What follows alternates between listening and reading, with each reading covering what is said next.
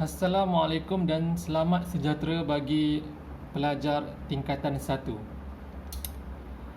Okey, untuk minggu yang pertama di bulan Julai ini kita akan masuk topik baru kita iaitu bab yang ke-8 garis dan sudut. Okey, boleh buka modul awak muka surat yang pertama. Okey, 8.1 garis dan sudut. Okey, kita akan tengok dulu yang pertama mengenai istilah kongruen. Apa yang dimaksudkan dengan kongruen di sini? Okey, definisinya adalah mempunyai bentuk dan saiz yang sama. Okey, so cikgu highlightkan di sini bentuk dengan saiz yang sama. Okey, di sini kita tengok ada beberapa contoh garisan yang kongruen.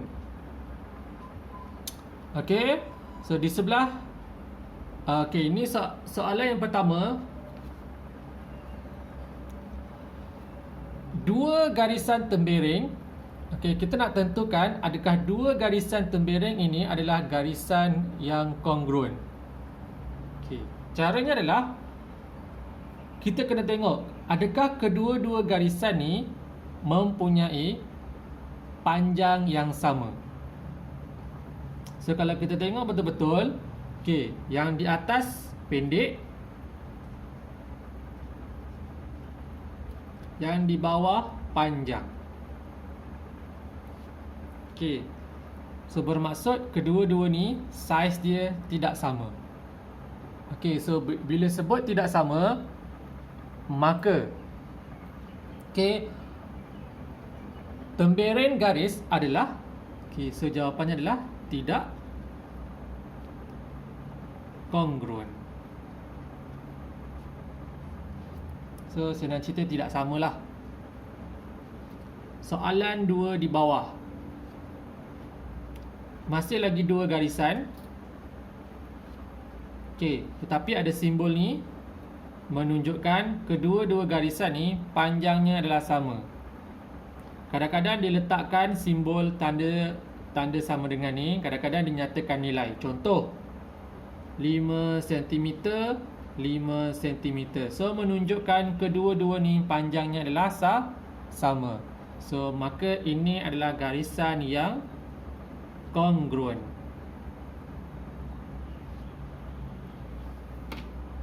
Okey, itu mengenai garisan. Kita tengok pula macam mana pula membandingkan dari segi sudut pula. Okey, ada dua sudut. Okey, sudut 50 darjah, sudut 50 darjah.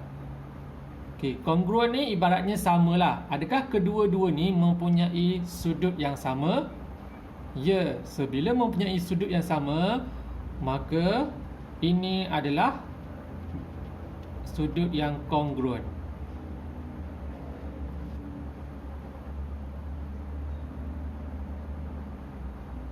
Okey, manakala di bawah pula soalan yang keempat. Okey, satu 130 darjah dan satu lagi 120 darjah.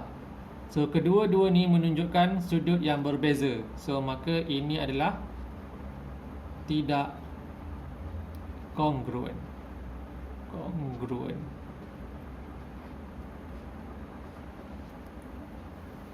Okey, dari segi panjang, so kalau panjang yang sama, maka itu adalah kongruen.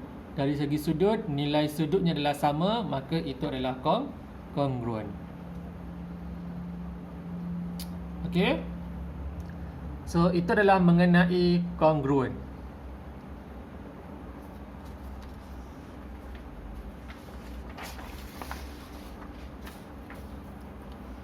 Okey, kita tengok yang seterusnya.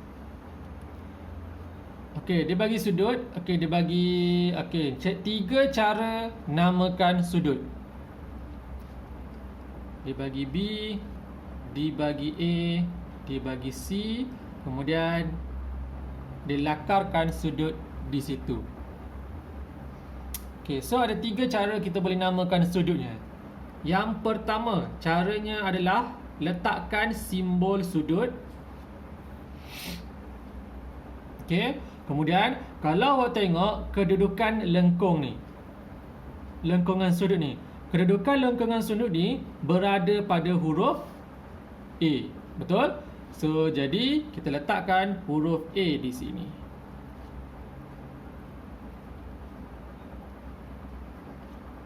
Atau cara yang kedua, letakkan juga tanda sudut.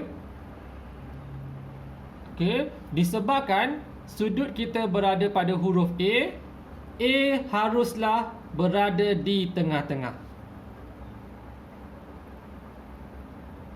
Okey, A haruslah berada di tengah-tengah. Okey, so jadi apa kita nak buat? Kita nak letak apa kiri dengan kanan A? Kita masukkan nilai B kanan, B kiri dan C kanan.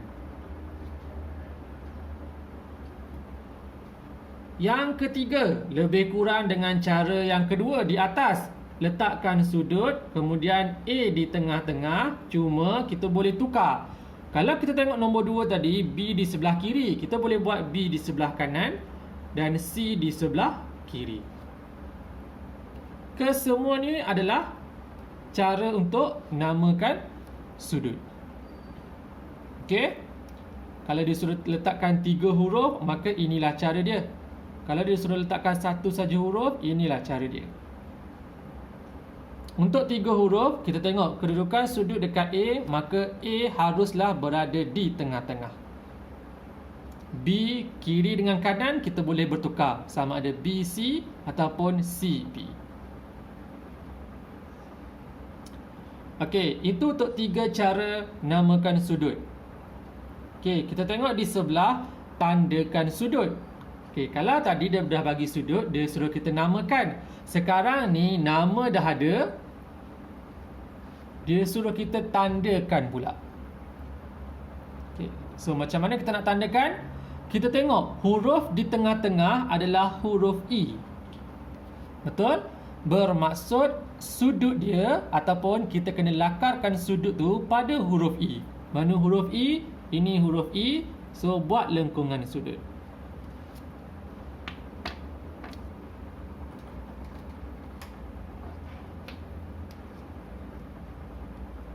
Okey, kalau cikgu buat satu contoh yang lain, GHI contoh.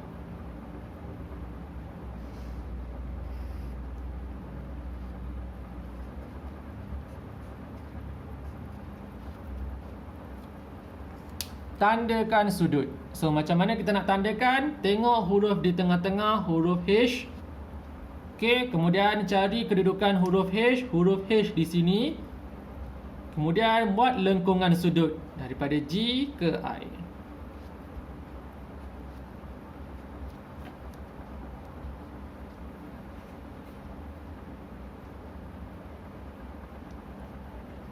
Okey, kelas. Okey, so selesai untuk tandakan sudut.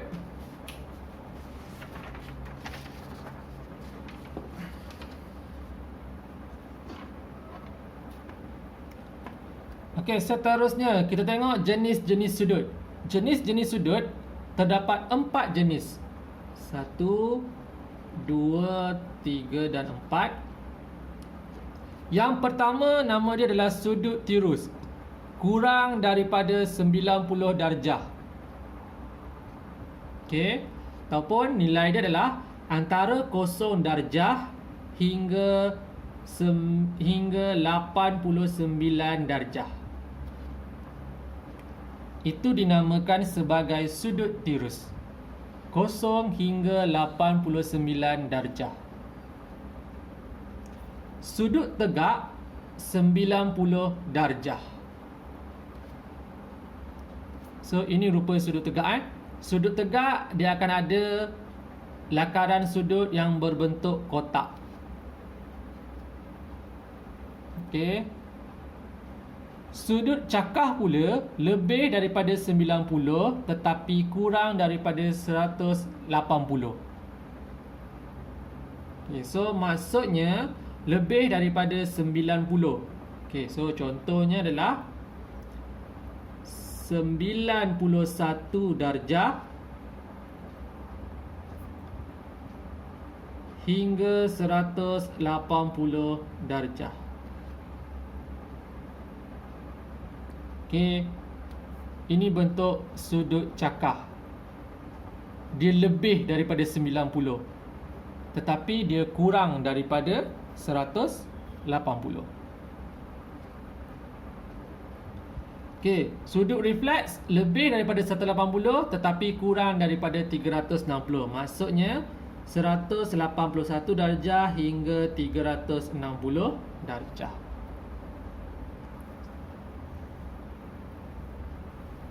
Okey. So, kita tengok yang di sebelah ni. Soalan dia, namakan sudut, anggaran sudut. Yang ketiga, kenal pasti sudut. Kita tengok soalan A. Okay. Ini sudut yang diberi. Okey, so kita nak namakan sudut. Okey, so yang pertama, namakan sudut ABD. Betul? Disebabkan sudut dekat huruf B, maka B di tengah-tengah. Atau awak boleh tulis DBA. Okey, pun betul juga. Okey, yang kedua, dia suruh kita anggarkan sudut. Okey, kalau awak tengok ABD ni adalah kurang daripada 90. Sebab apa? Kalau 90 DB, okey, ni kalau 90. Okey, ini kalau 90 darjah. Tetapi sudut ni kurang daripada 90 darjah. So, kita anggarkan dia. Contoh, kita anggarkan dia separuh. Maka dia akan menjadi 45 darjah. Ataupun 50 darjah.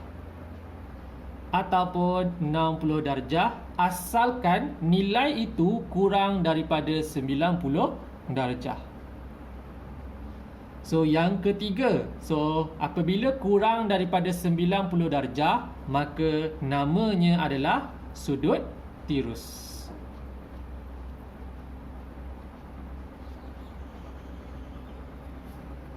Okey, kita tengok soalan B. Yang pertama, namakan sudut. So, sudut kita di sini pada huruf B. So, maka B di tengah-tengah, sudut di depan. So, hurufnya adalah A, B, C. Atau C, B, A. Asalkan B di tengah-tengah. B di tengah-tengah menunjukkan kedudukan sudut itu berada. Yang kedua, kalau perhatikan di sini, ABC, kalau kita lukis sudut 90 darjah di sini, okey, menunjukkan sudut ini dia dah lebih daripada 90 darjah. Tetapi dia kurang daripada 180. So, jadi kita anggarkan lebih daripada 90 kurang daripada 180. So, lebih daripada 90 kita boleh anggarkan 100 darjah atau 110 darjah atau 120 darjah dan sebagainya. Asalkan dia lebih 90 kurang 180. Okey. Okey, dia sudut dia macam ni. So, nama sudut ini adalah sudut cakar.